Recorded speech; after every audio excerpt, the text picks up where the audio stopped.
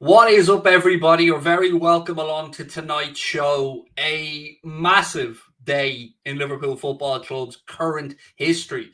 I will take you through everything that we all know publicly about the current situation around Mohamed Salah's contract. We'll look at what Jurgen has had to say. We'll look at what his agent has briefed journalists to say. And I will tell you the few little bits and pieces that I have been told or read about. We'll just try and find a consensus, I suppose. But look, before I get stuck into it, I want to say a couple of things tonight. Firstly, please do be respectful to other users in the chat. This is probably going to be a stream that will evoke a lot of emotion in people, and we will have people, of course, on both sides of this debate. My job in this debate is to try and give my opinion and then to try and be a conduit between your opinions and the chat. So I will do that to the best of my ability. Respect is the first word that I would use in this stream, by the way. Just remember to be respectful to each other, to other Liverpool fans, and to other people's opinions, even if you don't agree with them. So look, my friends, I want to start off by saying thank you to Manscaped, their sponsors. Don't forget WFM20, 20% off, store-wide and free shipping with our discount code. You know that at this point. But let's get going, right? So to play this back in a kind of timeline of how it played out today, let's start out with Jurgen Klopp. Let's start out with the press conference today where Jurgen Klopp said, I think Mo definitely expect this club to be ambitious, and we are. It's Mo's decision. All fine from my point of view. Nothing has happened further. No signing, no rejection. We just have to wait. Completely fine. No rush. Absolutely no issues with what Kloppo said. Respectful of all parties involved. Respectful of the club. Respectful of Mohamed Salah. Sound. Where it starts to get a bit shitty for me is we seen Remy Abbas then do one of his provocative, shall we say, posts on social media with a load of laughing emojis with zero context, just a load of laughing emojis. Now, I have done my best to find out what I can in between, and I have been able to find out very little other than the one message that I got back was goalposts have been moved, like the Carvalho deal. That's it. That's kind of the gist of all I've been given. So I have my own part to play in this conversation with you guys. I was briefed and I told you that from what I would be led to believe, the contract had been agreed between Mohamed Salah and the football club. I am not the only person who has been briefed this, by the way. I can point you to the direction of a few others who have. But what I can say to you is football is a moving thing, and I'm trying to be political about this because I'm furious. I won't lie to you. I'm sitting here and I was chatting with Connor and I was chatting on the phone in between the last stream and this stream, and I'm absolutely fucking furious that these division lines have been drawn. And make no bones about it, the lines of battle have been drawn now. Ramy Abbas has once again posted things that have no objective other than to try and pick fans to take a side. Again, let's go with what we know. So let's bring up the first post that we've seen from Fabrizio Romano today, because I know a lot of people will be looking to the post that Fabrizio put out there. So Salah and his agent have no intention to accept the current contract bid from Liverpool. Talks have broken down since December as things stand. Where do you think he got this information from? Let's be very clear about this first and foremost. In no world is this an accident. Remy Abbas has clearly been chatting to Mohamed Salah, or chatting to Fabrizio Romano, i.e. Mohamed Salah. And this has been put out, and I'm not having a pop of Fabrizio, by the way. He can only pass on, again, what information has been given to him. I'm absolutely fine with that, and I believe every word that Fabrizio said, that this information is genuinely being passed on to. No issues with that. My only issue here is the division of our fan base yet again by an agent. So how often do you hear me talk about agents being the bane of football? Like, there are too many contrasting and contradictory statements being made today for me to just sit back and think that this is okay. So if Connor can move on to the next image that we have for you guys, I'll talk you through how the day progressed, and then we'll, of course, try and discuss where this is going to go. So this one here is the one for me that sent me into absolute anger. Should Salah leave Liverpool, he would be happy to remain in the Premier League with another club. Now, with all due respect to Mohamed Salah, That is a shock to me. It's a shock to me as a Liverpool fan, because I can understand how a player would like the league. I can understand how living in England appeals to players. I can understand how the finances of the Premier League are a little bit different. But I don't accept the idea of Mohamed Salah briefing that he would play for another Premier League club. So I don't want to put words in Mohamed Salah's mouth, because I respect the man. But what I will say is, I don't think his agent is doing him any favors right now. His agent is done what his agent has done all the time, which is rock the boat, try and divide the fans, and try and get them to pick a side between Mohamed Salah and the football club. And make no bones about it, as this post here said, I have a different perspective on this. So this says the whole Mohamed Salah contract saga is exposing how little people understand about journalism. I agree with that to some extent. He said, think critically. Who likely gave Fabrizio Romano the information? It was, of course, Rami Abbas, Mohamed Salah's representative. Why? To put Liverpool as the bad guys and to put the pressure on the club. And he said, has it worked? Yes. I don't think it has worked. Let me say that. I don't think this has worked. I think from my own chat and the people that I've spoken with and interacted with, our Discord group and stuff like that, I think that the people are actually on the club side of this. Now, there are going to be people who are in the give Mohamed Salah whatever he wants camp. Give him any amount of money. I'm not in that camp. I love the man. I want him to stay at the football club. But dropping it out there that it's known that Paris Saint-Germain would be happy to pay Mohamed Salah £600,000 a week. Where do you think that came from? So again, this is from Matt Thielen, a friend of ours, obviously, who runs LFC Transfer Room. This was his post. He said, Rami Abbas knows that PSG are prepared to offer Mohamed Salah £600,000 per week. Either Salah stays at Liverpool or on improved terms, or he replaces Mbappe. Now, this is a contradictory statement, and let me tell you why. If we are to believe that Mohamed Salah is not all about money, and Mohamed Salah loves Liverpool Football Club, wants to stay here, wants to know the club are ambitious, all of that I have no problem with. A footballer should be looking to know his football club moving forward is ambitious. A footballer of Mohamed Salah's stature should, of course, be paid a very good wage. Should he be the highest paid earner at a football club? I would say yes. My opinion is yes.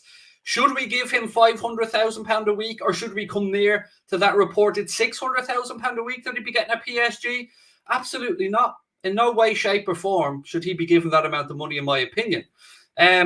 FSG want to continue with their current wage structure that they feel is fair, and giving Salah a bumper contract would disrupt that. Now, we all have our own ways of looking at this. There are people of the mindset that just give him what he wants. They're idiots, quite frankly. If you're in the give him what he wants camp, you're an idiot. That's the way I'm looking at this. Because we have to look at this from a sustainable perspective for the football club.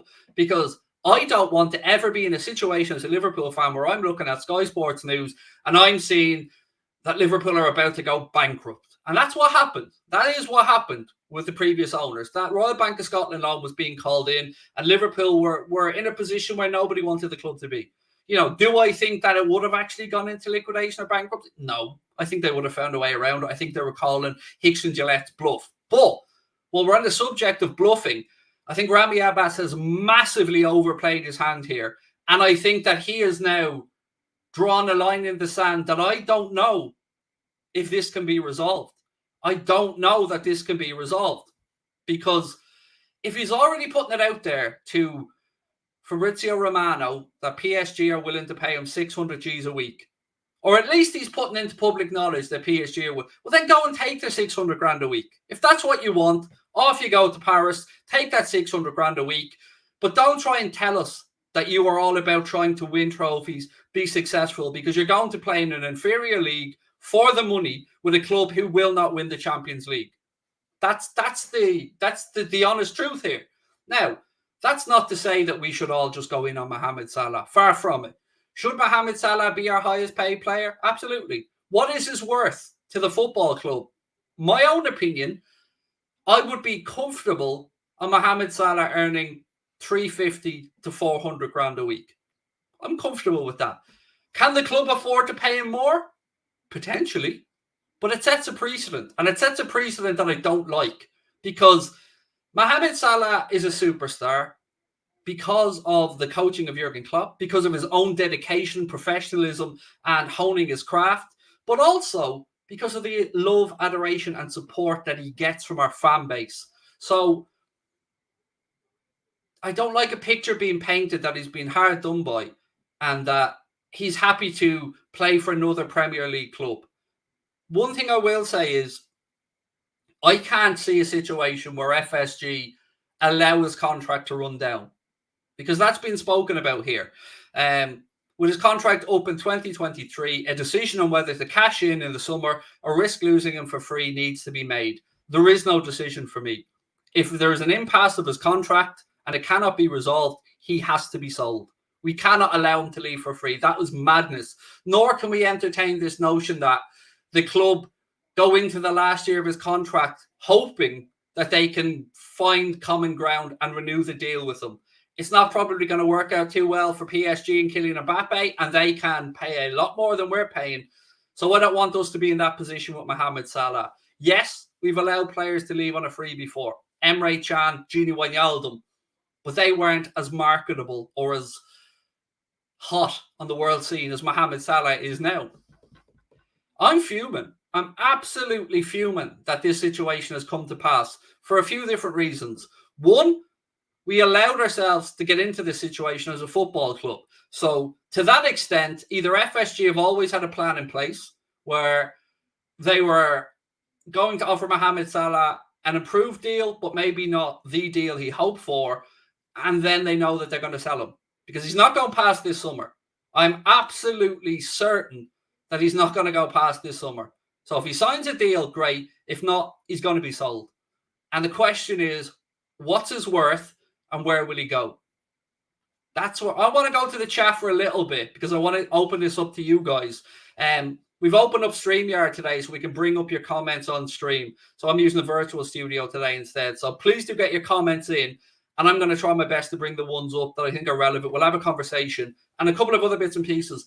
This is going to be a long stream. Strap yourselves in. I'm going to be on here for an hour and a half, 2 hours, because this is an important night. This is an important day in the history of our football club, to me. And this may not be resolved for a few months, but goalposts have been moved. Journalists have been briefed. Lies have been told. And I don't like it. And I don't like it one bit. I don't like people trying to turn our fan base on each other. I don't like people trying to destabilize our football club. And make no bones about it. This asshole of an agent, Rami Abbas, is doing nothing other than destabilizing our football club at the very worst possible time. We are in the hat for the quarterfinal of the Champions League. We are in the FA Cup quarterfinal. We have that game next weekend. We are chasing down Manchester City and have a big league game coming up on Saturday against Brighton. This is not the time to be stirring the pot. This is not the time to be unprofessional. We constantly hear, and we're being briefed by Fabrizio Romano's side, because that's where Rami Abbas seems to be speaking, that Mohamed Salah is professional. No, I'm sorry. Rami Abbas and Mohamed Salah are one of the same right now. What Rami Abbas said comes from Mohamed Salah's camp. Therefore, in my opinion, this fucking arsehole of an agent is trying to destabilize our football club at a vital point of the season. And I'm not having it. And I'm not standing for it. And I'm not accepting it.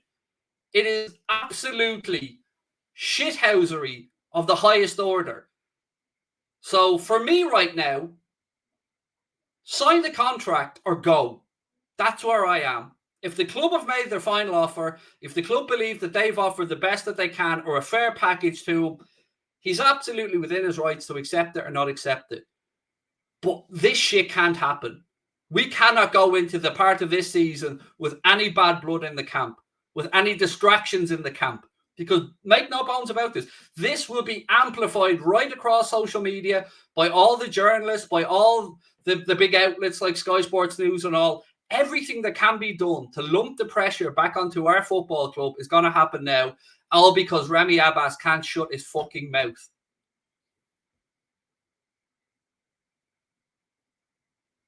That's how I feel. Right, let's bring up some comments. Going a bit OTT, not gonna lie. You are absolutely entitled to your view on it, mate. I view it differently because I'm not a Mohamed Salah fan. I'm a Liverpool fan. I love and idolise all the players that put on the red shirt, and I love Mohamed Salah dearly. But if a line has to be drawn between a player and their football club, there's no fucking conversation for me. It's the football club. It's always the football club. Players are transient employees. They will come and they will go. But ultimately, I'm a Liverpool fan, and that's where my loyalty will always be, with the football club and the best interests of the football club. And, you know, am I in agreement that Mohamed Salah is our best player? Yeah.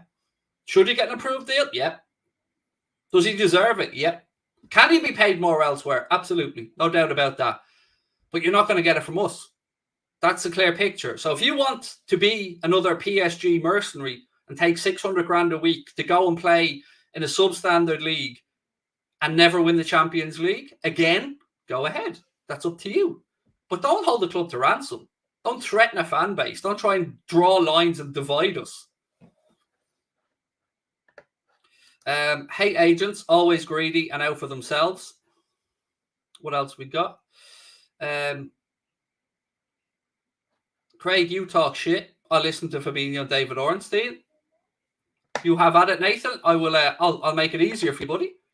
I'll make sure that I'll remove you there because I talk shit. You listen to Fabrizio Romano. By the way, let me just say one thing on the Fabrizio Romano stuff. To those people saying, Craig, you talk shit, I listen to Fabrizio Romano. That is absolutely up to you. But my loyalty is with the football club that we all profess to love and support. Yes? Not with the journalist who has just put out a bomb and absolutely divided our fan base and is a mouthpiece for an agent. So if you want to take sides in this and you want to go down the route of Fabrizio Romano on that side, just know which side you're siding with. You're siding with the person trying to use the media as a mouthpiece to manipulate a contract for a client, and you're going against your football club that you profess to support. So you're absolutely right. Tell me, call me whatever you want. Tell me I talk shit. But ultimately, one person in this is out for themselves and their side and is briefing one side.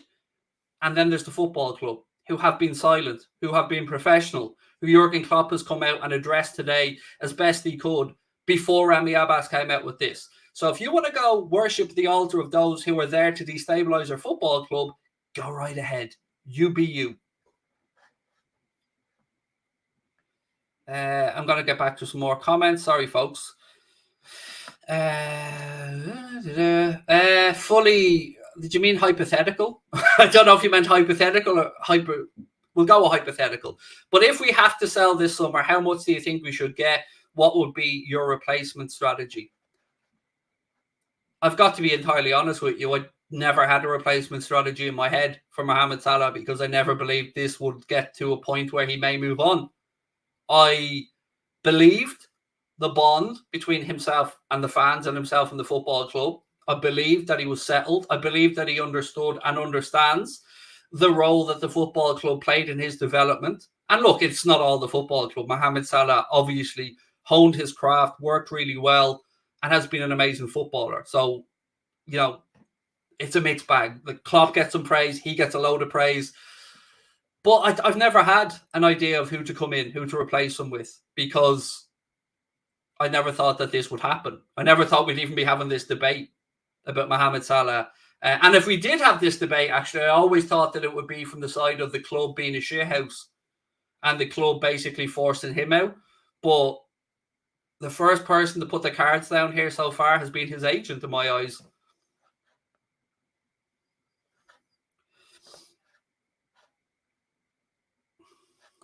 James said, Liverpool's the best club in the world for Mo. If he goes, he will regret it. The grass is not greener after Liverpool. Yes, of course. I agree. I think we are the best club for him right now. And I don't think that he will be able to find a what's the phrase I'm looking for here? I don't think he'll be able to find a project as good as Liverpool Football Club. Because if you want to go down as a great of the game, you want to go down in the history books, you want to potentially win a Ballon d'Or, you want to be the greatest player of a generation or the next greatest player of your generation after Messi and Ronaldo, you're not going to do that at PSG. How did it work out for Neymar, his move to PSG? Because remember, Neymar went to PSG because he wanted to be the main man. You know, he wanted to lead the team. He wanted to chase those Ballon d'Ors. Many Ballon d'Ors has he had since he moved? Many Champions Leagues has he won since he moved? None.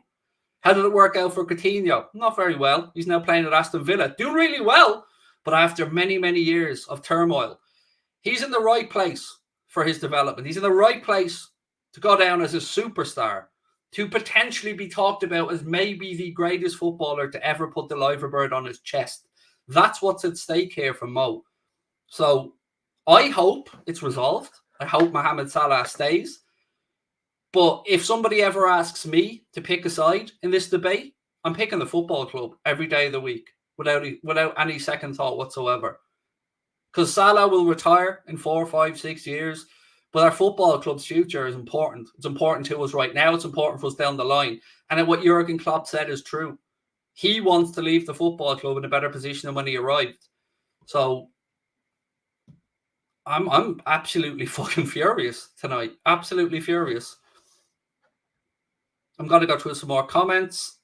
And again, if more stuff comes up on social media, we'll bring it to you straight away here. Connor's in the background. He has images and stuff that he will bring up if any more information comes to light. If Salah doesn't want to sign, if we end up selling, do we then attempt to get Mane down on a new deal with Firmino? That's something that worried me today as well, because if the club have been so confident that they will sort the Mohamed Salah deal out, which they have been both privately and publicly, I've said to you guys many times over the past few weeks that I can understand why Sadio Mane would feel a little bit aggrieved right now. You know, he sees all the conversation, all the topics, and all the talk about Mohamed Salah and his future, whereas this man has been probably top 3 influential players under Jurgen Klopp's tenure at Liverpool Football Club. Definitely top 5, certainly probably top 3. And if we've already, and I don't know if we have or haven't, but if Sadio Mane already feels a little bit like second choice, I can imagine that going to him now to try and negotiate a new deal, if Salah is likely to be sold, would be, well, you'd have to eat some fucking humble pie, basically. That's the way I feel about it. But I don't know what way Sadio feels. I haven't got a clue. But we've seen many things put out from journalists recently that said that he believes he's being used as a pawn to be sold in the summer. So if he's getting those vibes, or maybe his camp are briefing some people about those vibes, I think they're understandable feelings. I want to ask Connor to put a poll in the chat as well. And this is purely hypothetical because people are going to say, where's the 500k a week figure that keeps being mentioned by a lot of us? The 600k is the money that's being briefed that he could get at PSG. So I think even having this debate at 500k, I think it's a fair conversational point. So the question that I'm going to ask Connor to ask you guys in the live chat, and please do vote on this, is, would you feel comfortable with Mohamed Salah? No, let's fucking just ask. Is he worth 500 grand a week to Liverpool? Should Liverpool pay Mohamed Salah 500 grand a week? That's the question. Connor will put it into the live chat. You guys can have your say. For me, well, no, I don't think he's worth 500 grand a week. Sources close to the agent Rami Abbas have suggested Liverpool's last contract offer, which came towards the end of last year, was rejected out of hand with the players' representatives. That came from David Maddock. Thank you, Connor, for bringing that up. I mean, it's no good saying yes or no. The poll's there, just voting it rather than saying yes or no in the chat. Just go up to the top of the live chat. Mohamed Salah is willing to listen to offers from Juventus, PSG, and Real Madrid if Liverpool can't agree a contract with him. Again, posted there from LFC Transfer Room.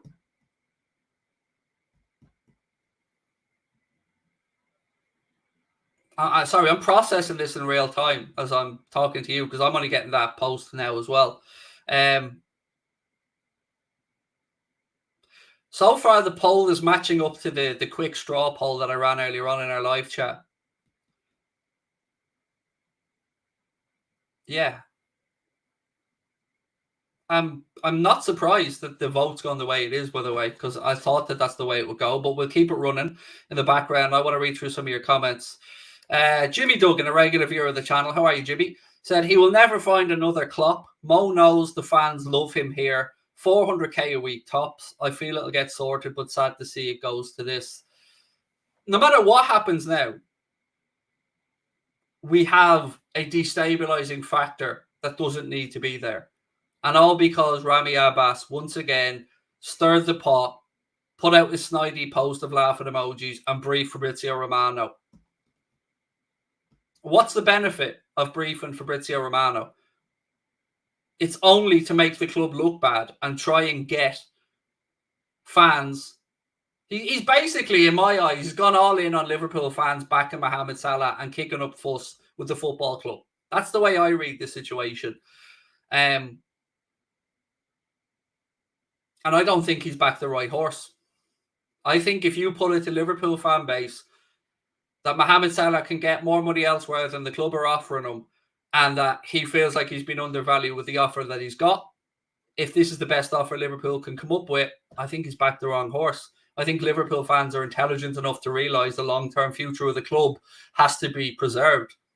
And the club have to act accordingly. And the club can only pay what the club can afford to pay or what they feel is viable.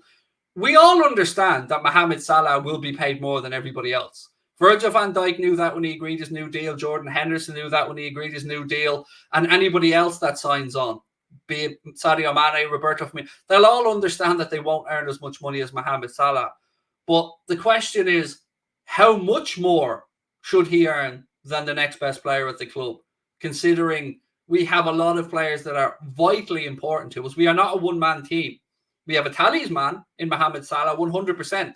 But we are not a one-man team. Make no bones about it.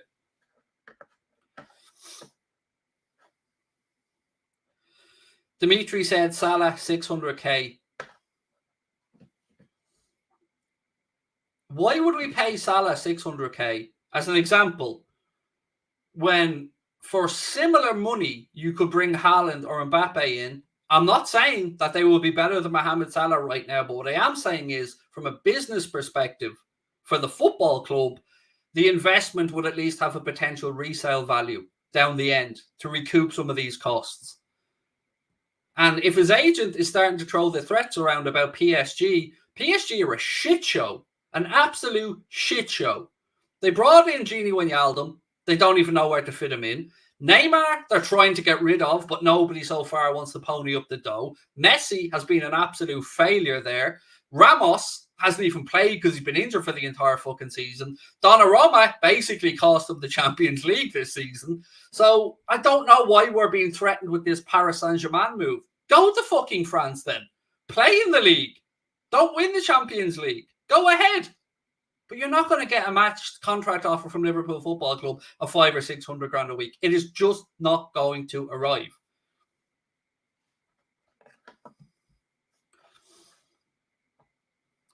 Do you see Salah being dropped at the end of the season? No, I don't. I believe Jurgen Klopp is an eternal optimist. And I believe that Jurgen Klopp genuinely believes that Mohamed Salah will, like when he picked Gini Wijnaldum, I think that he believes Mohamed Salah will be professional enough to put in performances. But ask yourselves this. Has he been the same Mohamed Salah for the past 3 or 4 weeks? Has he been the same Mohamed Salah since he came home from the AFCON? I would say no. But I think I'm willing to believe that that's because of fatigue, mental and physical, because of all the football that he's played. But even the most professional person, if they think the future may lie away from a football club, we would have to say at the back of your mind, it would certainly play a factor. It would certainly come into your thoughts. And I don't care how zen and how professional you are. if you're feeling a little bit aggrieved or you're not getting your value, I think that will come through in your performances.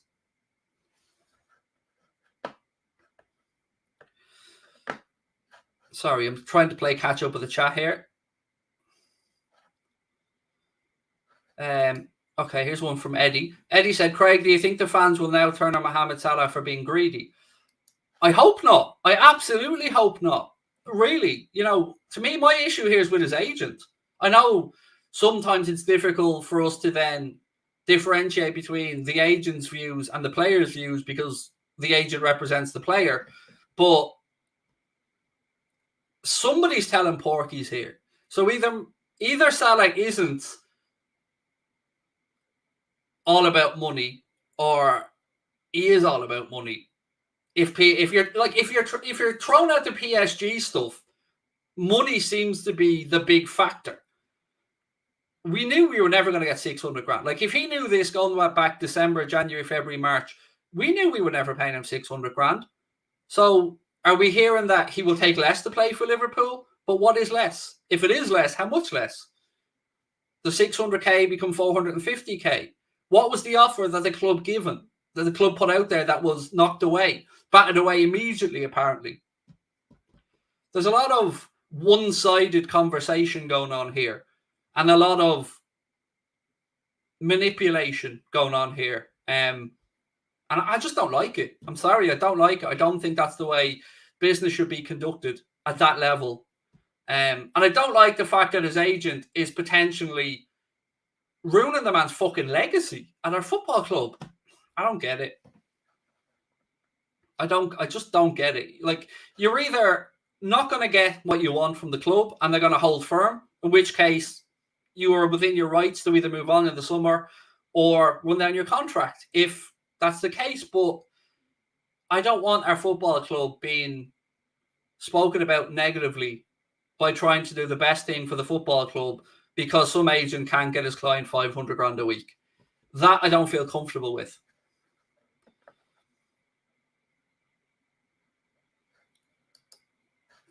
You want to win trophies. I don't know if that's aimed at me, but if it is aimed at me, I suppose I'll answer that by saying we will win trophies whether he's here or not. That's my answer to that. We will continue to evolve and win trophies. We will lose if he goes, an incredible player. And I'm under no misconceptions about how difficult it would be to replace him. I don't think, I even said earlier on, I hadn't even thought about it. I hadn't even tried to consider a replacement. But yeah, I'm on the club side, always. Sorry, I'm always on the club side in this debate.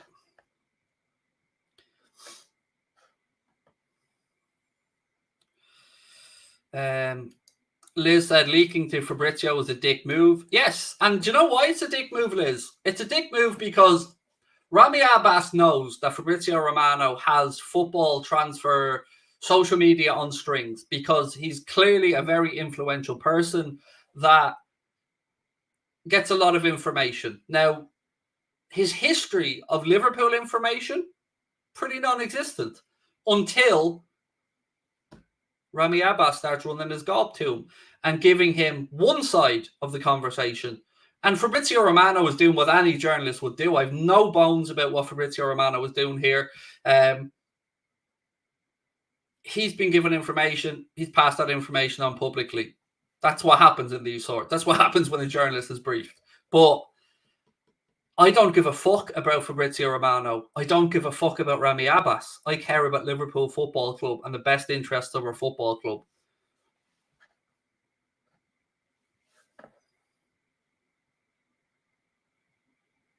Sorry, trying to pick out some more comments. Who would I replace Mo Salah with if he left? Thank you, Max, for that. Mate, I said at the start of the stream, I don't know.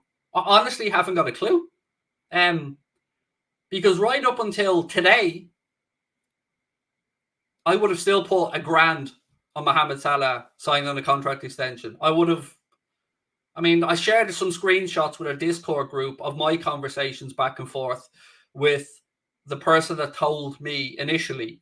And I shared the response that I got to our Discord group on that as well. has said that's his job. Let me just pull that up here.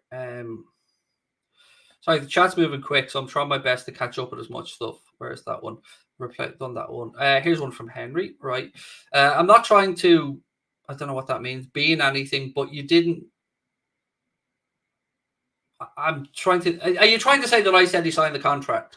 I believe I said he'd agreed the contract, and I still believe that that's the information that I was given, and I believe that that's the case. And I saw again to kind of brief what I sent to our Discord group. Goalposts have been moved, is what was sent back to me. So you're absolutely right, Henry, and you should pull me up on anything if you're not happy with it. I'm around long enough, mate, and I'm being old and ugly enough to take a bit of a criticism on the chin. But I will always be open and honest about it. So I understand that you're making a valid point. And all I can say to you is my heart of hearts that I was told by 3 people, 1 journalist, 1 other prominent football content creator, and an agent. Not his agent, I should say, an agent. That this deal was shaken upon, that was agreed. And I can't change history. All I can say to you is full transparency. That's what I've been told. But again, I will reiterate, I'm a football fan. I'm not a journalist. I'm a football fan. And I'm a football fan of Liverpool Football Club.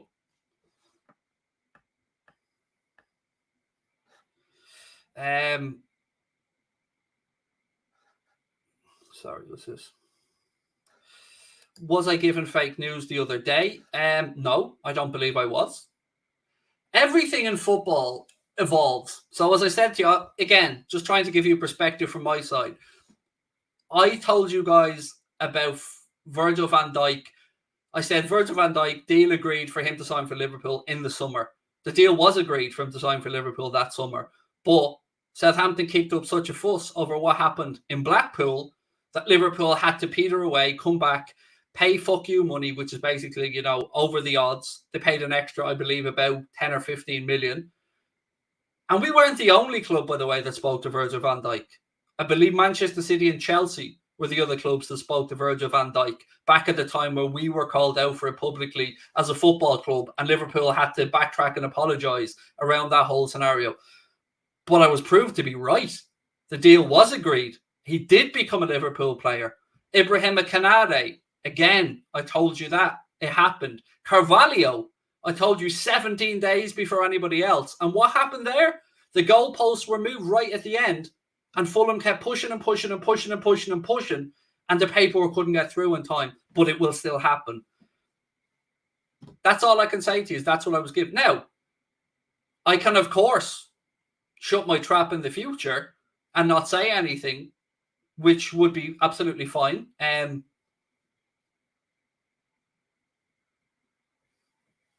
But yeah, I mean, I suppose if you asked Mark or you asked the lads at fucking any channel, what you say and don't say is very difficult, because I'm fully transparent and open, but that can come back to bite us in the ass sometimes. And I'm big enough to take that on the chin. Any criticism that comes my way in the chat, I'm fine with it. I accept it. But it still doesn't resolve anything, and it still doesn't change the situation we currently have with Mohamed Salah and his contract right now. And it doesn't change his agent coming out and briefing journalists. So have at me all you want in the chat, but it's not going to change anything.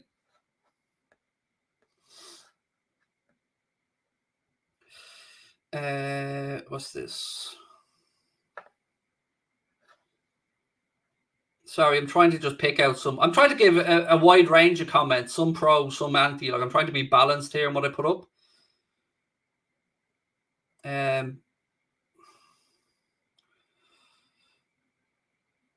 Right, so how many votes have we got in that live chat poll? Right, when that gets to 1,000 votes, I think that's probably a good indication. So we've about 200 votes to go before we close the poll on should Liverpool pay Mohamed Salah 500 grand a week. That's there for you guys to vote away on. Sorry, I'm trying to keep up to date with so many things moving on my screen here.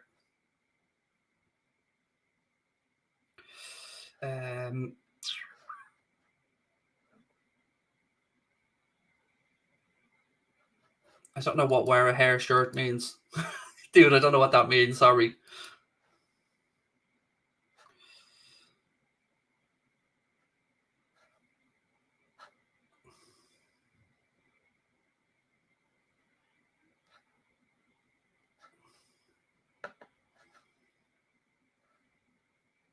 So let me just pull this up as an example. So, right, this person has asked, Craig, is your source shown proof of anything or is it just rumours? Has any journalist ever posted information that shows what they were told? Like, let's say Fabrizio today with the Remy Abbas stuff. Did he send screenshots from Remy Abbas?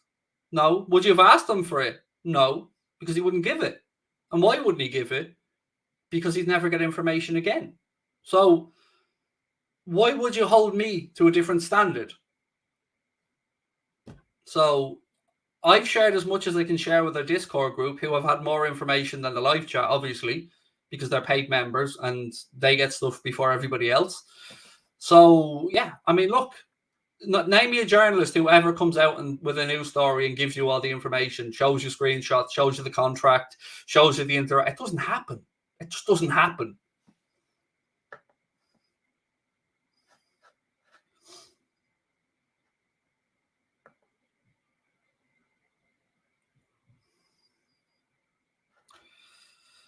Here's a perspective from Paul. Paul said, Craig, Liverpool has shown loyalty to Salah when he went to Chelsea over us.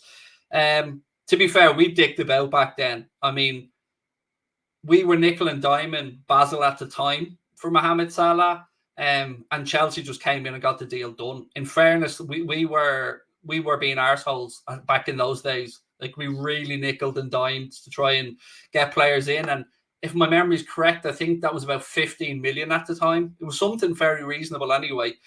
And now you went on to say, chose us back then, and now he's a Premier League winner and a Champions League winner. What more do you want?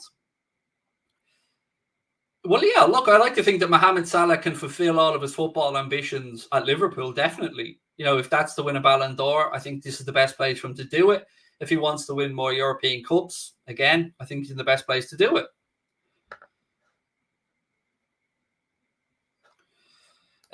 Here's a United fan who has no horse in this race that says Salah's agent was mocking it online in his Twitter, which is disgusting. It's pretty unprofessional, yes.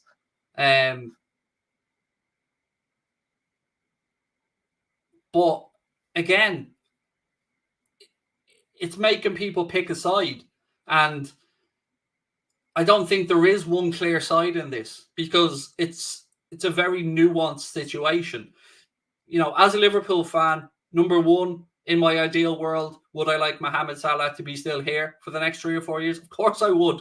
I love the man. I love watching him play football. I mean, he's given us some of the best moments of our life.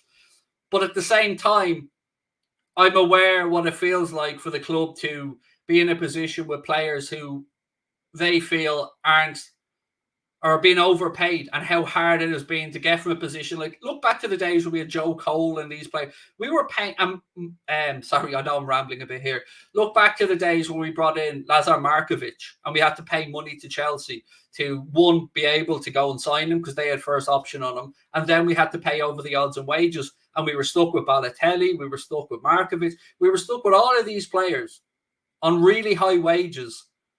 And it destabilized the entire dressing room, and it took us a very long time to clear them out. Now, obviously, Mohamed Salah is no Lazar Markovic. He's no Mario Balotelli. But if the club have made a calculation that they believe, with the decline of his physical attributes as time goes on, because we're not just talking about Mo this year, we're talking about Mohamed Salah from June 2023 onwards, because he's already contracted. So we're talking about 31-year-old Mohamed Salah onward for another 4 years. So I'm sure that the club have made a calculation based on what they think the drop-off might be and how big his role will be at the club at that time, and made an offer accordingly. Is there give and take in these things? Yes, I'm sure that Liverpool are open to negotiate a certain degree. But what seems to be put out here is that there's a massive difference between what Liverpool have offered and what their camp feel he's worth in the open market. What I haven't heard Rami Abbas say is PSG are willing to pay Mohamed Salah 600 grand a week. Now, he's not asking for that at Liverpool because of goodwill. Anything along those lines could help diffuse this situation. But he hasn't done that.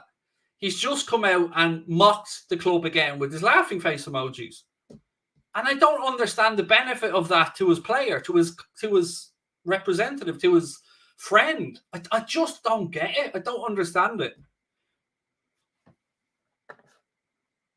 If there's one thing we know about this current group of Liverpool owners and the people employed by the football club is they like to keep shit in-house.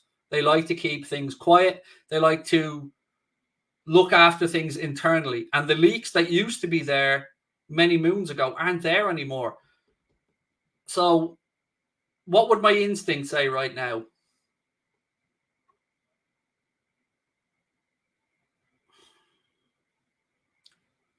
I feel like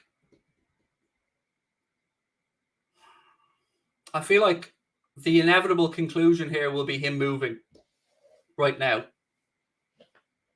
That's my reading, my guess of the situation. I just don't want to be having these conversations. Where are we at with the poll?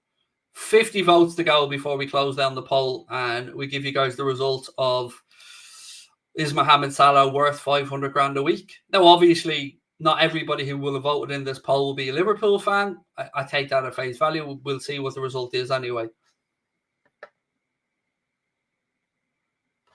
Jake Hay said, Craig, I know it's hard, but if he's asking for silly money, we have to let him go.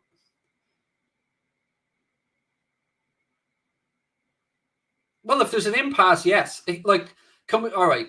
Next poll, when Connor's finished this one, I've one more poll for you guys that I want to ask.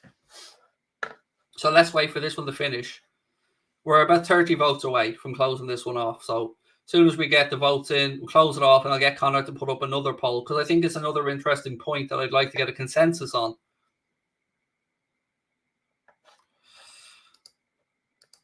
Oh, sorry, this one. I'm not flip-flopping. I've been very open and said that I was told the deal was agreed. I'm not flip-flopping. It's not me that came out today and briefed Fabrizio Romano. It's not me that dropped the bomb out there. If you want to say that I was wrong, fair enough. That's no problem. That is absolutely no problem. But it isn't going to change this situation. So, again, Zane, you can say I'm flip-flopping all you want. That's fine. But it's still not going to fucking change that, is it? It's still not going to change what happened today, mate. So, I can't be the, you can't blame me you can blame me for being wrong. That I'm absolutely going to take on the chin, of course. This shit happens when you pass on information you've been given. But I still don't believe the information I was given was wrong.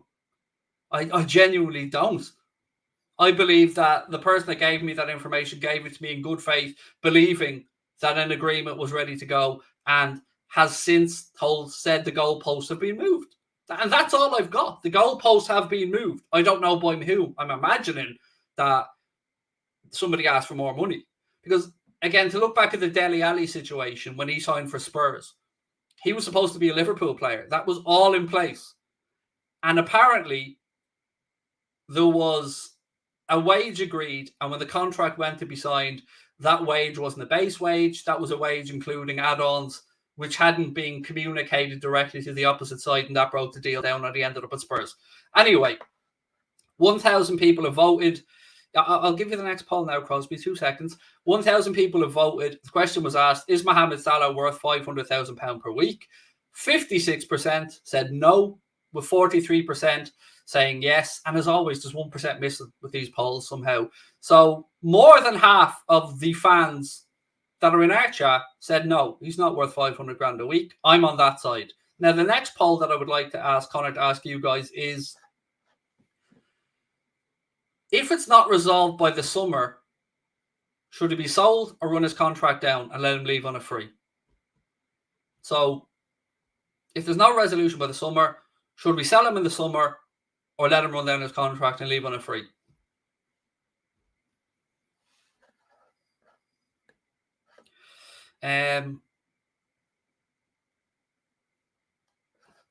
Percentage-wise, what you saying? I don't know, man. I honestly don't know.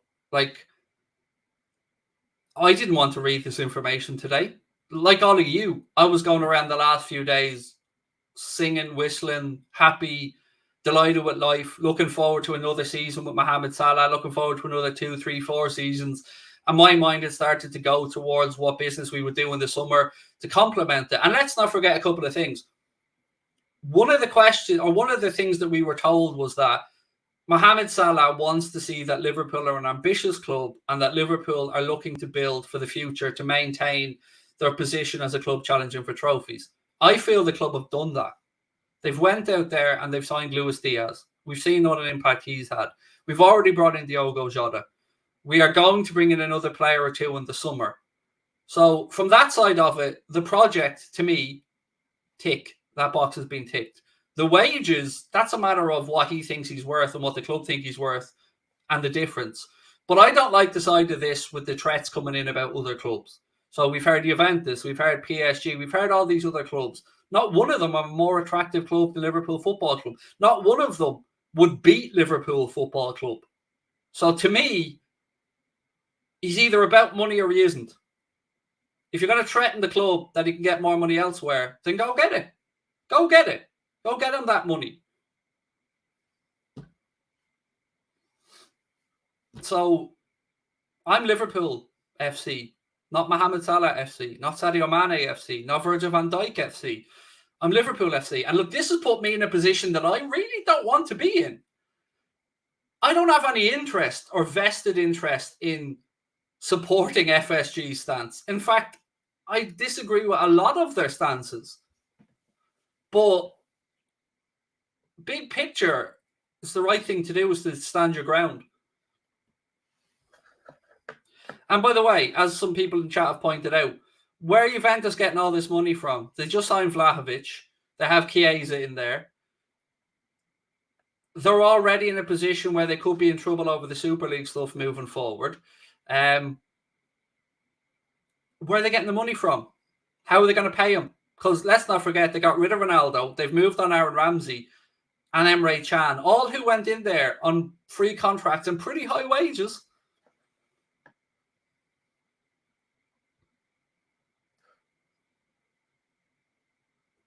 Hex said FSG are cheapskates, but Salah's agent is taking the piss. I mean, it is a tough one because, like, it was the perfect storm when he came to the football club. We had a generational manager. We had a group of hungry players who felt like they had a point to prove in Mohamed Salah, Sadio Mane, Roberto Firmino. And everything came together with a great fan base, with owners with vision and consistency. And it all came to place at the perfect time. And we became this successful club who were competing at the very top end of the Premier League table at European football. But ultimately, I suppose it's like a band where somebody feels like they deserve to be paid more than everybody else. And in this case, it seems like they want more than double anybody else at the football club. And I don't think the risk-reward ratio is in Mohamed Salah's favour for that. Is he worth more to us than twice Virgil van Dijk? Not a fucking hope, in my opinion. Not a hope. Carl wants to know, can we do a poll on Salah's worth? Yes, Carl, absolutely. As I said, I'm not going anywhere tonight, so I want to get through as many of your comments as I can. I'm on here for the long haul, so, you know, stay with me because I want to get your opinions on this. Right, let me just move through. There were some more comments I wanted to get to. Again, I love this sentiment. And look, I don't want anybody to turn on Mohamed Salah here, by the way. Like, this is a really tricky situation because we're all rightly... Well, look, people are angry at me, first and foremost. People are angry at Mohamed Salah's agent. People are angry at loads of different people here. But I would say we would all agree that Mohamed Salah is a respectful person, and I believe we need to treat Mohamed Salah respectfully. I believe he's earned that respect from us, and I don't want this situation to blow up into a he said, she said. The agent we can hold to account, and yes, the agent of course represents the player, but look, I'm not going to go in on Mo. I love the man. All I can give is an opinion that I don't think he's worth 500 grand a week. Here's another decent question. Do you think that the club knew about Salah not signing a new deal and Diaz is Salah's replacement? Well, if we're to take what was put out there by Fabrizio today, that the last contract offer to the player was in December and that no talks have taken place since December and that contract offer was turned down. And add that to the conversation of, do I think that Diaz was brought in as Salah's replacement? I would say no. And the reason I would say no is because of what was also briefed over the past few weeks, which was that Sadio Mane feels like he's been forced out the door. So I think we all thought that the likelihood was that Mohamed Salah would sign and that Luis Diaz was probably a long-term successor to Sadio Mane, whom felt like he was not getting the contract offer he deserved. That was my reading of it. Also, of course, Luis Diaz wasn't supposed to be signed till the summer. Now, that could have been because FSG and the owners and the rest of the club's hierarchy wanted to see how the Mohamed Salah contract negotiations played out, knowing that they had their first option there as an opportunity to go get in Luis Diaz in the summer. Is Spurs interested in him that forced their hand in that one? And if anything, actually, I think knocked the price down a little bit. So I think that worked out in our favour. But right now, my worry is that if Salah doesn't get renewed and Mane feels, and I don't know, again, I don't know Sadio Mane, but if he feels aggrieved, is that going to be a difficult bridge to mend with Sadio? Or have the club got any intention of mending bridges? Because we don't know what the situation is other than Mohamed Salah, Bobby Firmino, Sadio Mane, Naby Keita, and Alex Oxlade-Chamberlain will have 1 year to run on their contracts come June.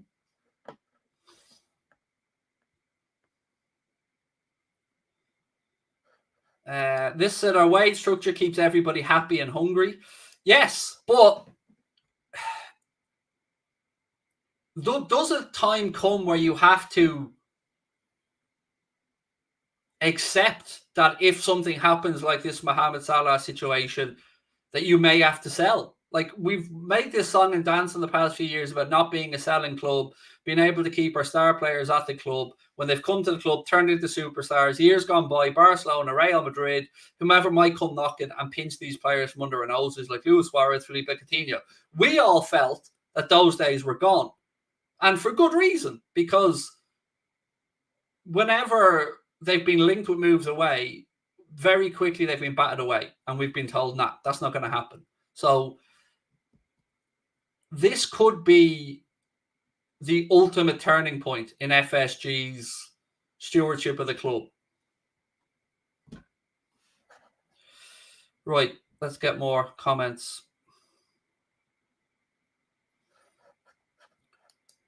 In 2 years' time, Salah, Mane and Klopp will all likely be gone from the club. A little worrying, said Yano.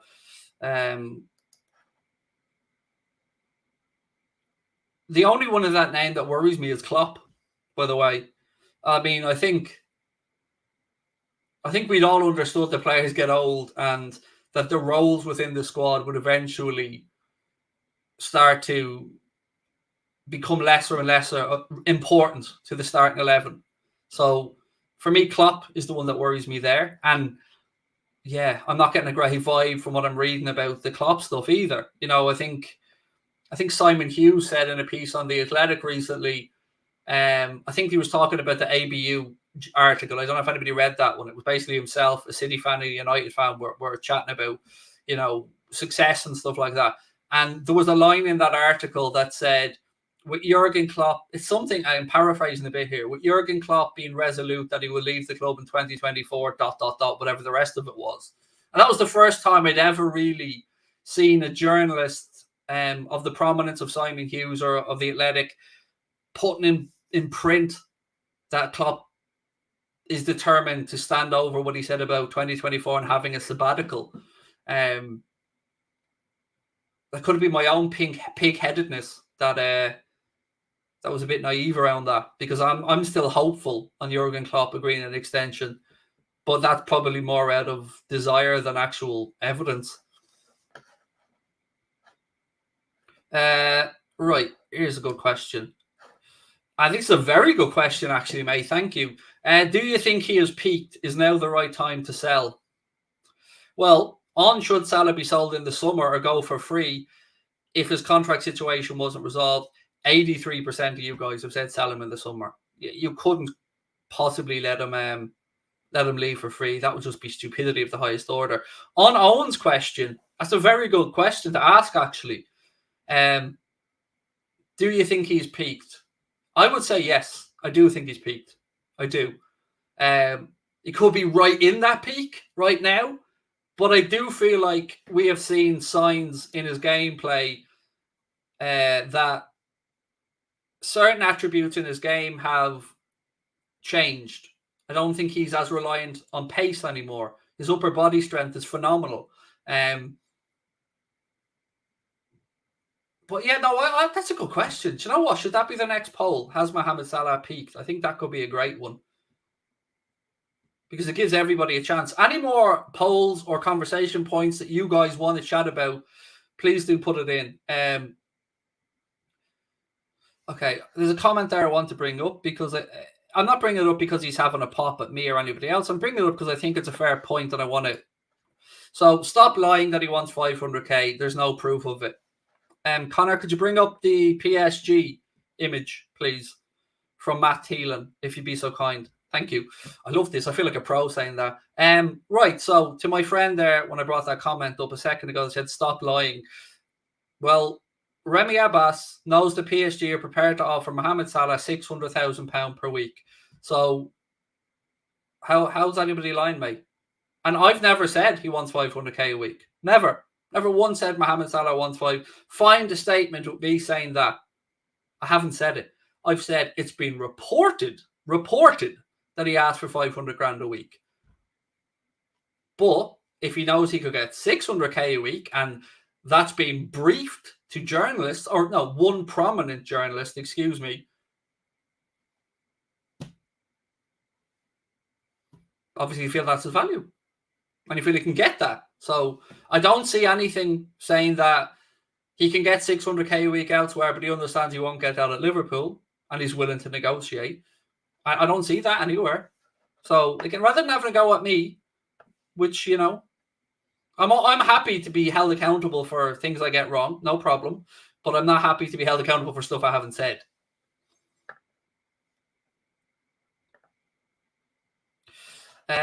Right, Salah's value.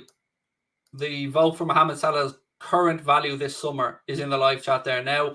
The options are 40 to 75 mil, 75 to 100 mil, 100 to 125 mil, and 125 mil plus. I mean, I know where I'd go in that, but I don't want to influence the vote, so I'll let you guys vote away in it, and I'll give you my opinion at the end of that poll.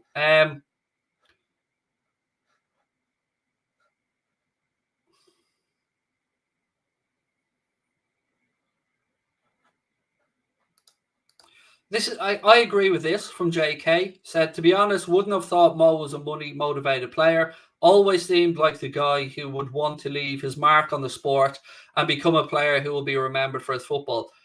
I genuinely still believe that that's the case. I do believe that from an ideology perspective, I do think that Mohamed Salah cares about Liverpool Football Club. I genuinely do. I do feel that he wants to leave his mark on the sport, and I do feel like he wants to be remembered as one of the greats. I suppose he also knows he has a commercial value, but the difference between what he could potentially get elsewhere and what Liverpool are going to pay him, there was always going to be a disparity there, because we will not pay people, PSG, Manchester City, money. We just won't do it as a football club.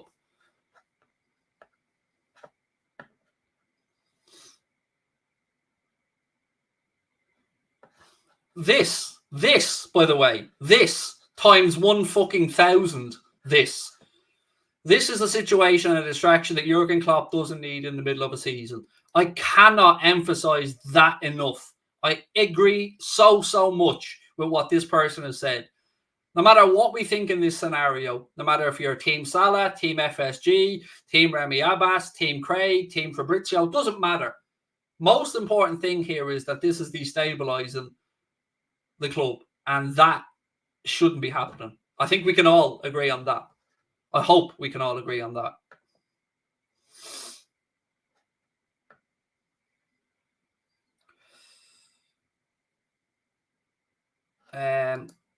Another person says possibly it's the agent influenced Salah to ask for such an amount of money. What do you think?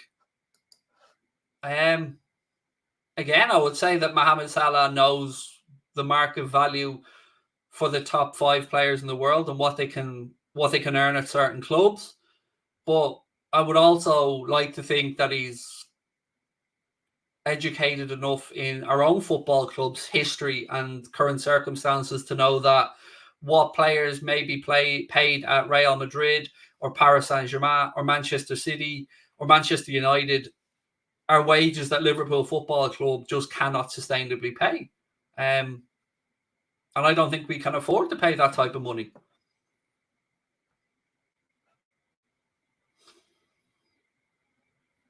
Sorry, I'm still trying to catch more comments.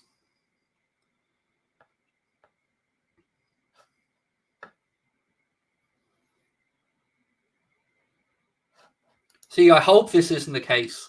So I hope this isn't going to be the same type of situation that happened with Gini Wijnaldum, because we all felt that could have been handled better on all sides, and I hope that the club would have learned a lesson from that as well.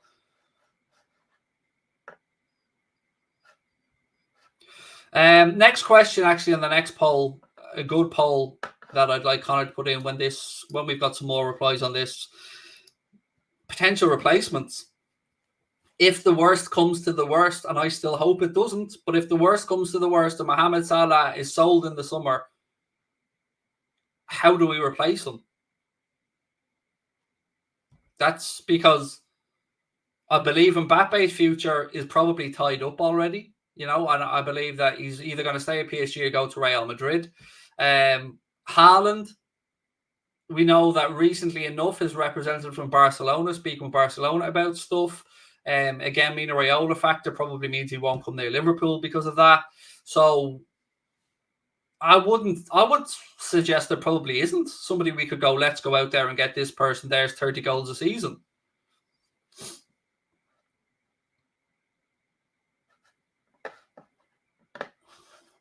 Bradley said only Suarez left the Prem and succeeded. As I said to you thank you, Bradley, by the way. At the very start of the video, I said to you that the part about this that really angered me the most was, again, Connor, if you have the image, please. Yes, look at that. We love that. He's already on point. Should Salah leave Liverpool, he would be happy to remain in the Premier League with another club. That's the big thing today that's really angered me as a Liverpool fan, to hear that all that loyalty, all that love, all that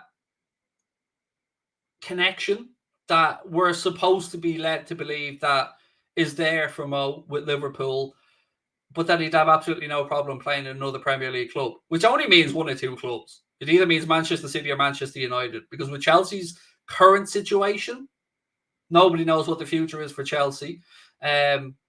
Nobody knows who will own them in the summer. Nobody knows what transfer budgets they'll be working with. So that leaves 2 Premier League clubs. He's not going to go to fucking Newcastle.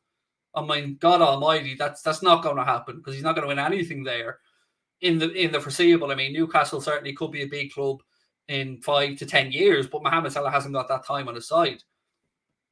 So that line, that's what's hurt me today. That's what's made me angry.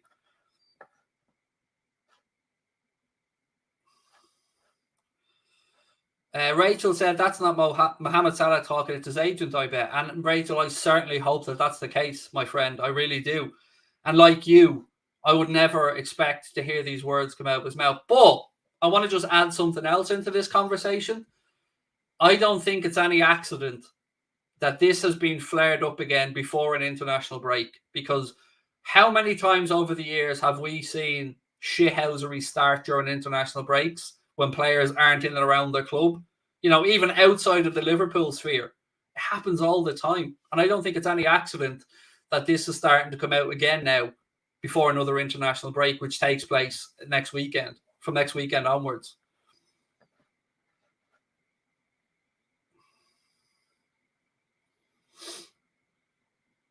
Right, so let's move on, Connor, if we can, to replacement poll. Let me just end this one. So let me put up the result of this poll. By the way, I'm aware I've been on over an hour and a bit now, so let me know if you want me to carry on in the chat or finish up. I'm happy to go either way. Up to you guys in the chat, as always. So here it is. What's the Mohamed Salah's worth in the summer? The options were 100 to 125 million, which finished top with 33%. 75 to 100 million finished second with 31%, 125 million plus on 27%, and 40 to 75 million on 8%. I would have put him in the 75 to 100 million pound bracket. That's why I said I didn't want to give an answer until it was over. With 1 year left on his contract. The only kind of player I can think of that went for really crazy money with a year left on his contract was Eden Hazard to Real Madrid.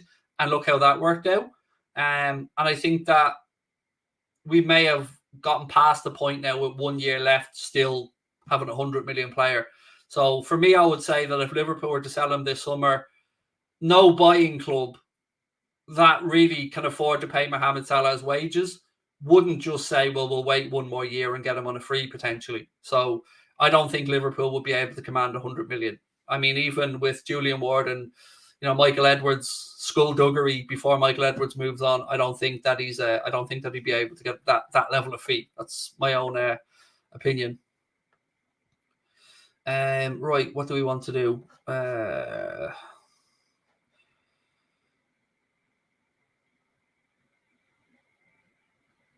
Again, sorry. Well, am I staying on? I didn't. Sorry, I wasn't really paying attention to that. My bad. And do, by the way, hit that subscribe button, drop a like on the video as well. I mean, I don't think I've mentioned that in the entire hour and a bit.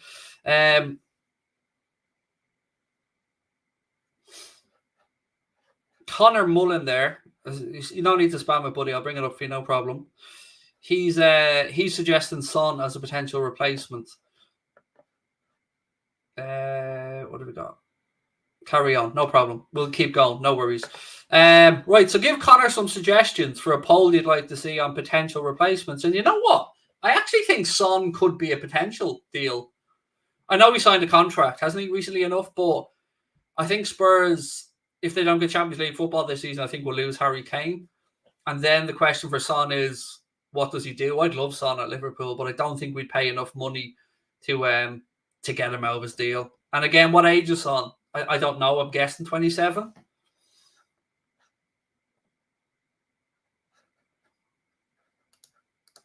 It is, man. It is. We're playing at 12:30 tomorrow. We then have a massive game coming up against Arsenal midweek and a quarterfinal of the FA Cup next weekend. And we're talking about this situation because Rami Abbas basically ran to Fabrizio Romano to brief him from their side of it and caused this shitstorm when we're in a really hectic, important part of the season. And I refuse to believe that anybody who cares about the football club in any way, shape, or fucking form would do this at this time. I don't like it. Son's 29. Well, then that defo ain't happening. He's not. No dice on that one then. Nkunku is an interesting show. I want to actually ask on Rafinha. I kind of have to admit that I've been a little bit disappointed in Rafinha's body language watching him playing for Leeds. I watched the game that they played the other night against Aston Villa. I said that was last night, wasn't it? And I felt that he let his head drop. I felt that when we played Leeds, he let his head drop. And I don't like that attribute in a player. So I've kind of, yeah. I don't think Gnabry is an option. I don't think Bayern Munich will sell Gnabry. I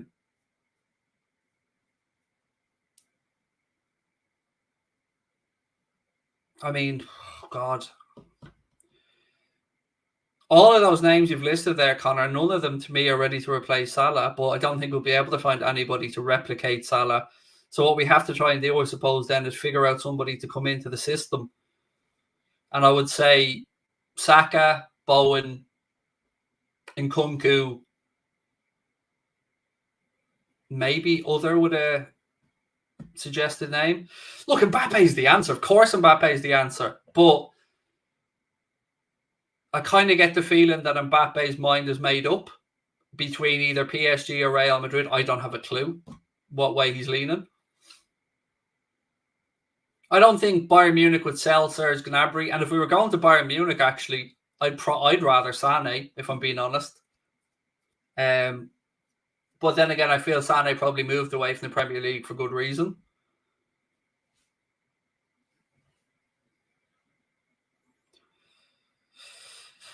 Again, Ash, I'm happy to go back over this, mate. Yes, I absolutely said that the other day. And I absolutely say that information was given to me with good faith. And again, mate, no problem. But that we've kind of moved past that now, Ash. Again, football evolves, situations are fluid, they move on. If you want to just call me a prick, just have at it and call me a prick, mate. You know, we haven't got time for the pops at me over and over again.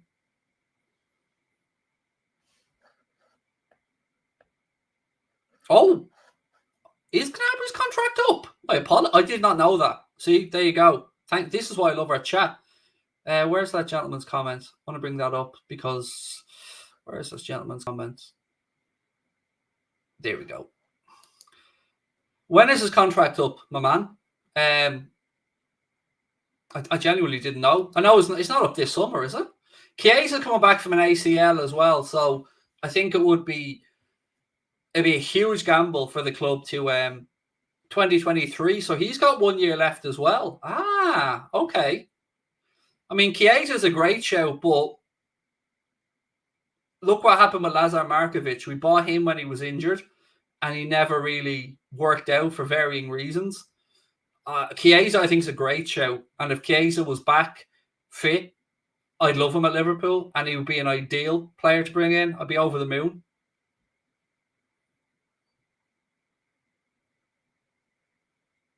But I remember a report in the summer from, I think his dad was quoted as saying that at the particular moment in time, they feel Chiesa's development is best served in Italy. And sometimes players are like that. You know, he's still really young, Chiesa, and he's at the biggest club right now in Italy. So, you know, some players are happy there. But if he did move, I mean, look, I'd love him. I think Chiesa would be brilliant. Maximin, he's not good enough to come in and replace Mohamed Salah. And he's had a few injury concerns, Maximin, hasn't he? A few little muscle strains and stuff. Although I'm aware Sané has as well.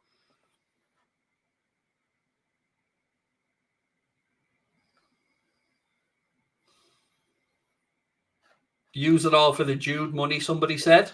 Yeah, I mean, we haven't even played that angle yet in this chat tonight. We haven't even discussed the Jude Bellingham situation. And could this be a catalyst for Liverpool maybe going in with a big bid for Jude Bellingham? You know, if Liverpool received 70 to 100 million for Mohamed Salah, and we've brought in Luis Diaz already, I mean, would I be hating on the idea of us signing Jude Bellingham this summer and going with Mane, Firmino, Luis Diaz, Kay Gordon, Elliot, Minamino as our options if it meant we were to bring in Bellingham? It's a big risk because we're still looking to replace a lot of goals.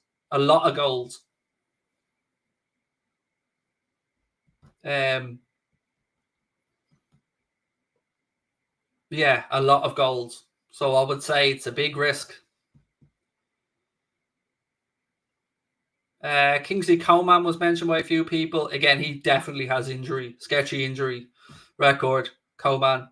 I'm always weary about players who are very explosive with pace. Even Mbappe worries me because what happens if that pace, like with Michael Owen, starts to fade away? Is he less impactful then? And will, as he gets older, and he broke through so young, Mbappe, will he peter away?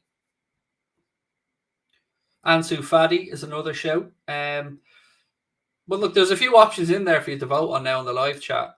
So Bowen and Kunku Saka or other are the options there. I mean, I'm actually surprised who's winning this poll. But yeah, wow.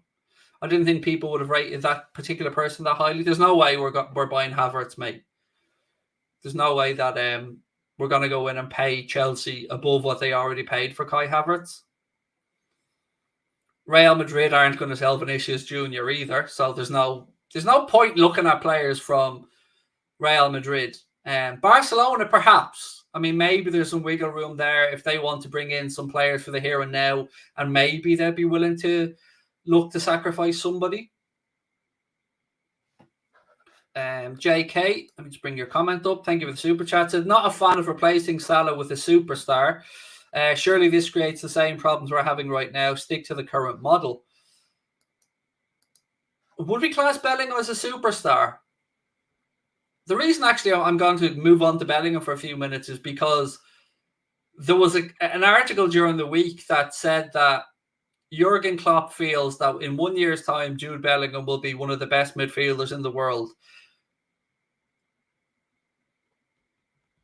So I'm just trying to figure this out. I still think we're light in attack. People saying Ferran Torres. I wonder if Ferran Torres, did he not settle at Manchester City because he wasn't able to maybe fulfill what Pep Guardiola wanted of him? Or was it that, some players just don't settle in the country for cultural reasons or for other reasons? Like you, if you had offered me Ferran Torres when he was at Valencia, I probably would have taken him. Yeah, I would have. But I don't feel like Barca will sell him. Anthony is an interesting one. I wonder, is he just a little bit too early? But if you want to roll the dice and you were to bring in Bellingham, I would say Anthony's a good shout, Danjuma is another decent shout. My only gripe with the Danjuma thing would be, why the fuck didn't we buy him before he left Bournemouth? He's gone to Villarreal now, and we'd have to pay a pretty big premium. And let's not forget, we do have Musialowski in the underage system coming through. Cade Gordon is the next one that looks poised to make a breakthrough to the first team on a permanent basis. Harvey Elliott, although we've seen him on the right-hand side of midfield this season, is there anything to say that Harvey Elliott couldn't be moved into that right-hand side and play the Mohamed Salah role? I would suggest he's very capable of it.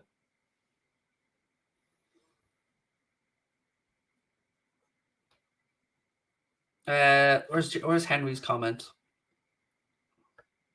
Where's your comment, Henry? One sec. There we go.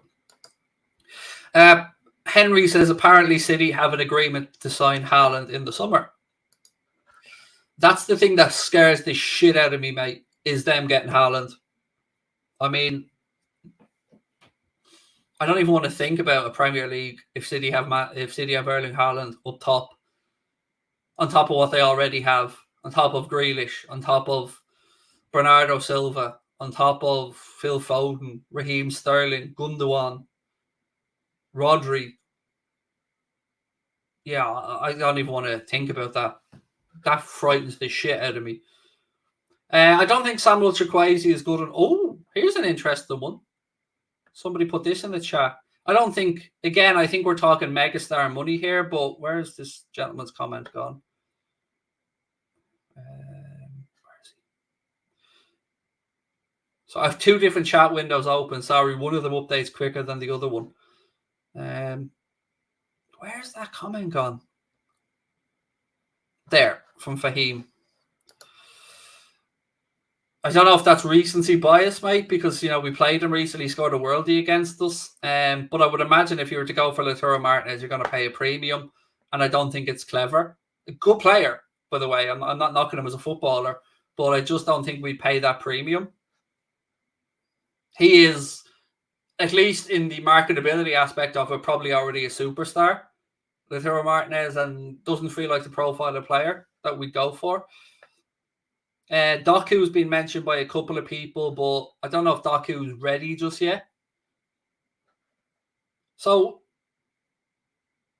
look, I think we'll all agree that there's probably nobody that we can sign that would come in and just do Mohamed Salah numbers. So I think we'd have to look to spread the goals out throughout the squad. João Felix. Again, I would imagine that João Felix would cost a pretty penny if you were to bring him in from Atletico Madrid.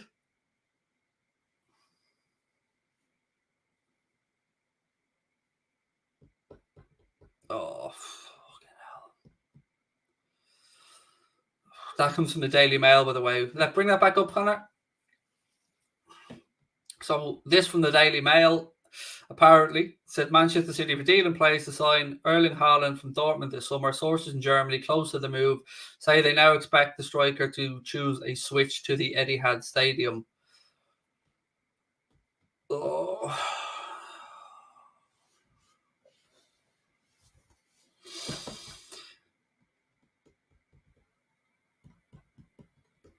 I don't want to fucking read that. Not today, not in the same day that this pot has been stirred.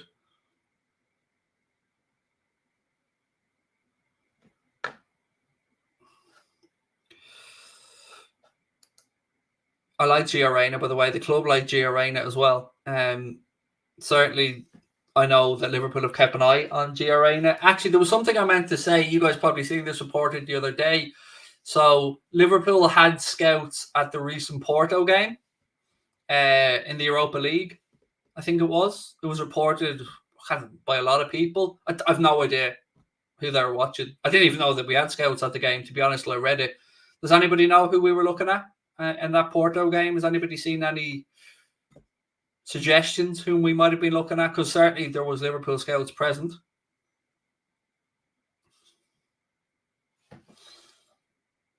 Again, a couple of people have mentioned Ismaila Sarr's name in the chat. With Watford going down this summer, that could be a possibility. But I remember the last time Liverpool approached the Pozzi family about Ismaila Sarr, I think Melissa Reddy said we were quoted £50 million and they wanted it, most of it in one fee. Whereas with Diogo Jota, who was the person we signed at the time, I think we paid was it 9 million up front and the rest in installments over 4 years, which is not unusual for transfers. Some people are guessing it was either Fabio Vieira, Otavia. I don't know. I have no idea who it was that we were looking at.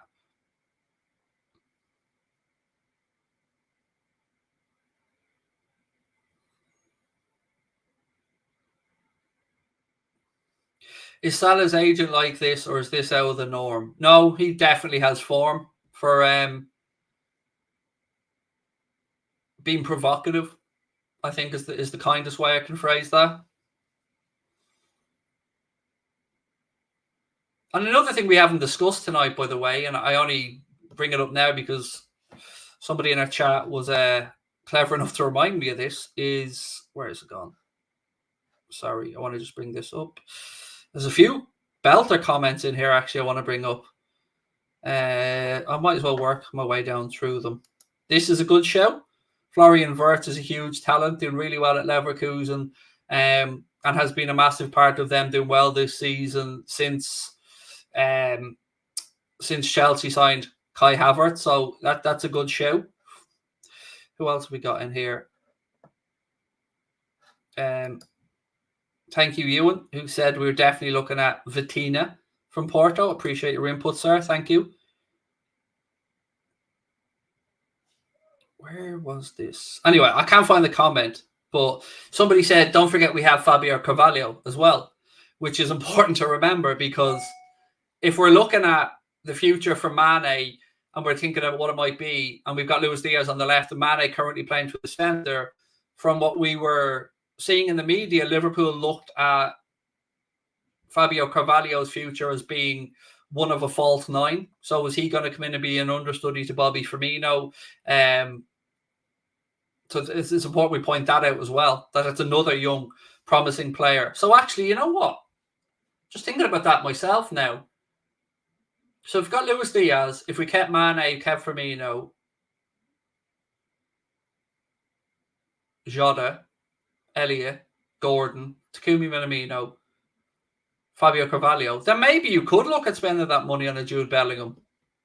It was Chicken Boy, thank you, mate, who said the Fabio Carvalho thing.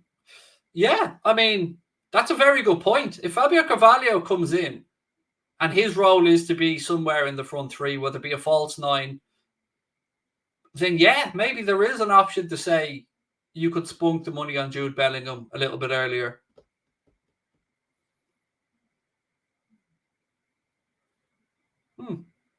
Interesting.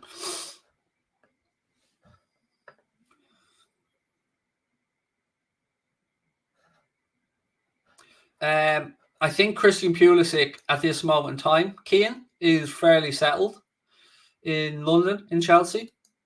How we missed him, by the way, how we let him go to Chelsea, I'll never understand it, and didn't try and sign him from Dortmund at the time. A good name here, but I would suggest that Pedro Goncalves would.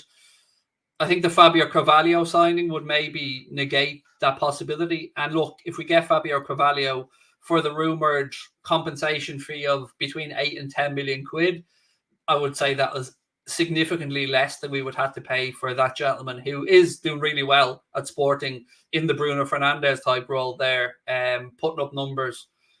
Dani Olmo is another very good player that's been mentioned in the chat. Arathabal was another name that was mentioned by people in the chat as well. To me, look, if we want an actual replacement for Mohamed Salah, like a like-for-like replacement, the only option's Mbappe for me, but like that's unrealistic. I'm not even trying to say that we can get Kylian Mbappe. I'm just saying if there was ever a guarantee of somebody who could come in and replicate, I think he's the only one. But I'm also, admitting that we ain't going to sign Mbappe. Like, am I right in saying that a good chunk of you guys would like Saka from Arsenal? Now, if Arsenal get Champions League football this season, I don't really see them entertaining the idea of Saka leaving anyway, because he seems quite settled there. Seemed very happy to sign his contract with them when he signed the thing. But yeah, a lot of you guys earlier on seemed to be the vote was for Saka as an option. And look, I want to say sorry, by the way. I do. I mean, do you not, like, for everyone that comes in has a pop at me about the contract, me coming on and saying that I believe it was agreed, do you not think I feel like an absolute prick sitting here? Because the thing that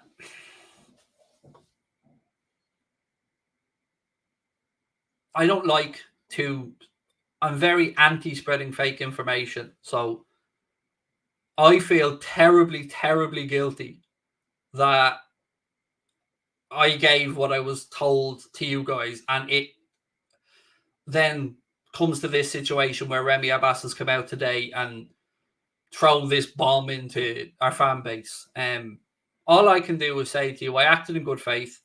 I'm sincerely sorry if anybody's been upset by it, but you always have this inner dialogue and this wrestling of your conscience about what should you say and what shouldn't you say, because we get told stuff and 95% of the time we'd never bring it to the chat. We'd never talk about it because it's waffle. But the people that I was told by were people who have been very, very, very spot on with the few bits and pieces that I've gotten. And they're only little bits and pieces because I'm not clued up. I'm not in this whole ITK. I know all these people. I've always said I have a couple of little sources in Germany, a few in Spain, and a couple of other things I hear every now and again from lower end agents. And they are lower end agents, mainly working in Germany. But I feel incredibly guilty about that because I was as happy as everyone. The main reason I wanted to talk about that was not because of the clicks, because if we wanted to play the clicks game, I could play it far more cleverly. I'm an intelligent man. If I wanted to play the ITK game, I'd do it all in. But I want to be honest. And knowing that we were all on this like mad high, which I was wrapped up in myself, to then being on this stream now, I feel like a prick. I do. I feel like an absolute prick. And I'll deal with my own conscience on that one. So I do apologize. Because, I know my reputation is important. It's important to me.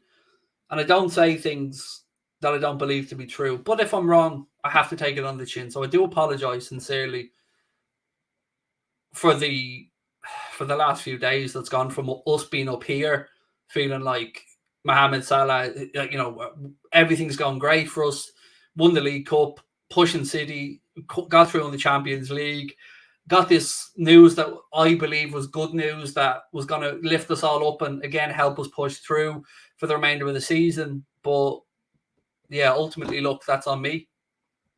So I apologise. And I will certainly be a bit more careful in anything I say moving forward because, yeah, shit happens. Football's mad. It moves quickly and things can change very quickly. And, yeah. So I apologise. That's all I can say. Right, what else we got?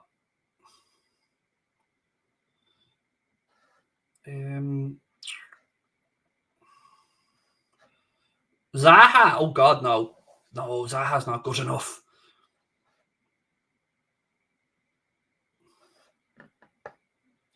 Pedro Neto, I don't know. I haven't heard anything at all since he came back from injury on Pedro Neto, Toira, with regard, like, a long time ago, we were told that he was one of a list of players along with Harvey Barnes, Jared Bowen, Rafinha, Doku, and I can't think of any more that we were looking at, but I don't know if that will have changed since Luis Diaz came in. I don't know right now what the club's priority will be now. Like, guessing, and it is just me guessing, if Salah can't be sorted, and I hope it can, but if it can't be sorted, I like to think that we will have the common sense to at least have a chat with Sadio Mane.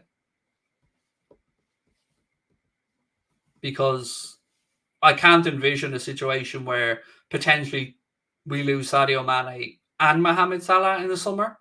That's too much to look to replace.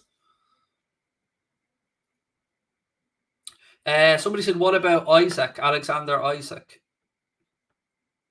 I don't know what his new release clause is or what it might be. I know he signed a new deal with Real Sociedad after the Euros, and I know he had a 75 million euro buyout clause in there before that, but I have no idea what the new buyout clause is in his contract. I can imagine it's gone northwards since he was linked to Arsenal in the January window as well. He was linked with Arsenal and that guy from Espanyol. I can't think of RDP or whatever. I can't think of his name. Rodrigo de Tomas. That gentleman from Espanyol. Arsenal were linked to the two of them, but I think Isak would cost a shitload. And you know what? I'm not convinced by Isak. I haven't seen anything that suggests he is potentially €100 million footballer. I'm shocked on the Gnabry thing, though. That's my bad. I should have known that his contract was up in 2023. That is, as anybody who has, and look, I can actually find out on this because German football, as I said, is one of the few that I can reach out to find out a few bits and pieces. But has anybody from being keeping abreast of the Gnabry situation that will be able to tell us what the vibes are around Bayern Munich, or at least in the fan base around Serge Gnabry? Like, is he looking likely to extend at Bayern Munich, or is he looking likely to leave? Because I haven't got a Scooby Doo at this moment in time. And I know I haven't mentioned Jonathan David tonight as well, by the way, who's a name, obviously the Lille Canadian international. Another name that has been doing the rounds linked to Arsenal with a summer move. I don't know how good Jonathan David is. I can say that he hasn't impressed me when I've seen him play. But again, I was wrong about Luis Diaz. So I didn't think Luis Diaz was as good as he was from what I'd seen against us when I watched them play. And I was all kinds of wrong because as soon as he came to the club, as soon as I watched them play those first few minutes, I knew straight away how wrong I was.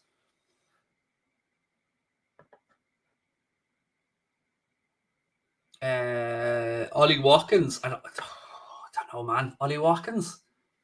I don't know if Ollie Watkins is good enough. Big Man said he's doing the same numbers as Mbappe. Is that Gnabry, mate? I'm not sure which one we're going with.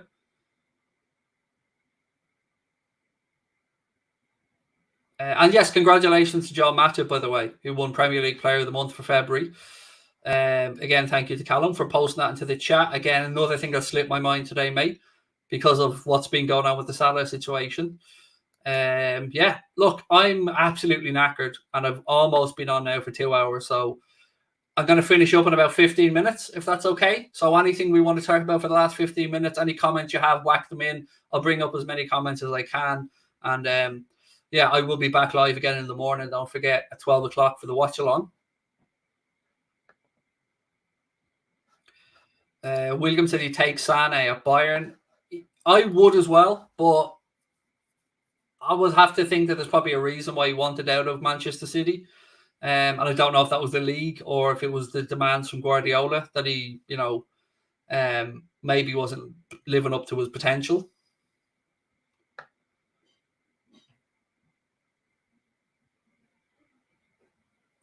That's a good question, Jake. Would I start Salah tomorrow? Yes, I think I would. I feel like not starting him would be a bit petulant from our side as a club and from the manager's side. The only reason I would suggest Jurgen Klopp wouldn't play was if he feels like Mohamed Salah isn't in the right mental state of mind. But I don't think that's the case. I think Mohamed Salah is focused enough to be fully professional and ready to go. So I would suggest we probably will start him. Craig, are you FSG out? I don't know if I'd say the phrase FSG out, but what I will say is, like I've always said, I'll never forgive them for the Super League thing. I don't think it's as simple as are you in or are you out. I think that it's a nuanced conversation. But I've no trust in FSG. That much I'm comfortable saying. I've no trust in FSG after the Super League. So, you can take from that whatever you like, but I definitely, yeah, that was it for me. That was our entire culture, our entire history on the line that night when that Super League stuff came out.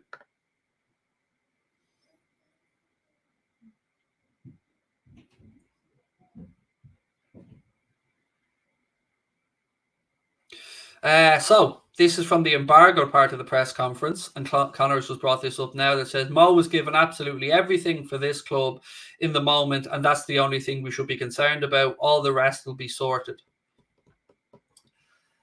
Yes, exactly as I would expect from a manager, thoroughly professional, keeping the focus on the football side of things. But we heard similar sentiments around Gini Wijnaldum before he moved on as well. And look, that's what Klopp has to do. That's why Klopp's the good man manager that he is. But that doesn't reassure me. What I'd like to see Klopp come out and say is that Remy Abbas needs to shut his fucking mouth and stop causing headaches that he doesn't need to cause, because it should be in Remy Abbas' interest to want the best for his client, obviously financially and from a footballing perspective. And when we have a chance right now to maybe, it's a long shot, but maybe do an unprecedented quadruple, or certainly have one of the best seasons, individual seasons in our club's history, potentially. Nothing's guaranteed, of course. I don't understand the mindset of Remy Abbas doing what he did. I don't understand it. Klopp went on to say, when something is decided, we will let you all know. All the rest will be sorted whenever, and it's the same for all the other players as well in a similar situation. Yes, the club is in talks with all the agents, and that's how it should be. Again, I don't really have much to chirp in and add to that, because I feel Klopp has said what needs to be said.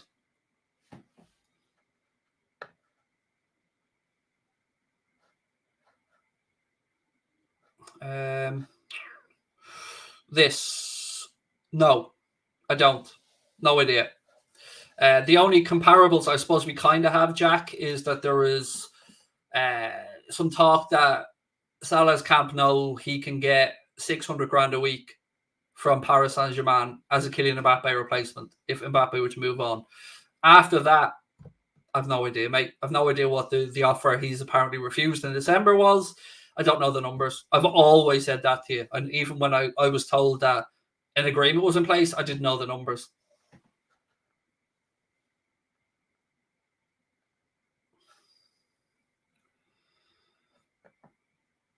I can't, just on this, I can't imagine a situation where the club let him leave for free. I mean, technically, if Salah really wanted that to happen, it could happen, because all he has to do is refuse any transfer offers in the summer. But, from the club's perspective, that would just be crazy to let him leave on a free.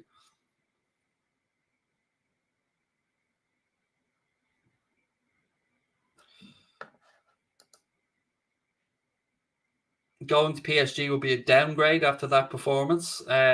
Look, I have no respect for anyone who plays for PSG. None. You're there for one reason and one reason only, and that's a paycheck in my eyes, which is cool. Absolutely, footballers entitled to play for a wage. That's no problem. But I don't think anybody that goes to PSG is doing so for the footballing project. I don't buy that. Would I take Rudiger? No, not because I don't think he's good enough. Because I think if we took Rudiger, it would be under the basis that we think that Joe Gomez is going to move on. If Joe Gomez moves on, we'll get a transfer fee for Joe Gomez. And I would rather see that invested in a top-level 20 to 23-year-old centre-back.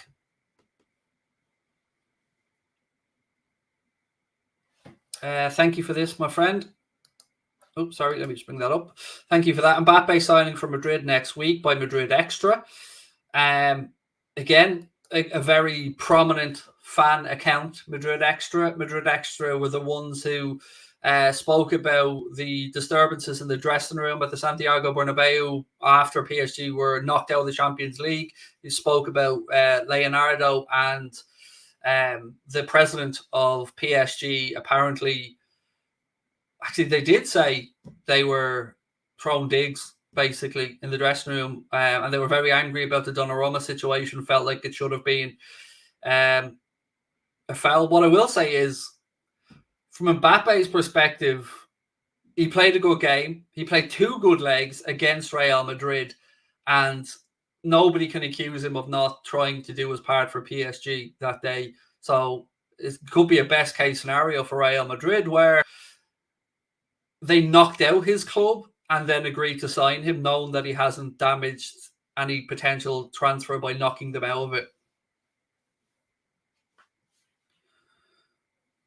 Jurgen Klopp on the sanctions imposed against Roman Abramovich said, it's pretty obvious where that money was coming from. Everybody knew it, but we accepted it. That's our fault. We accepted it. Now we think, oh, no, we cannot accept it anymore, so we punish them. It's not Chelsea's fault. I agree. I agree on that. I said this before.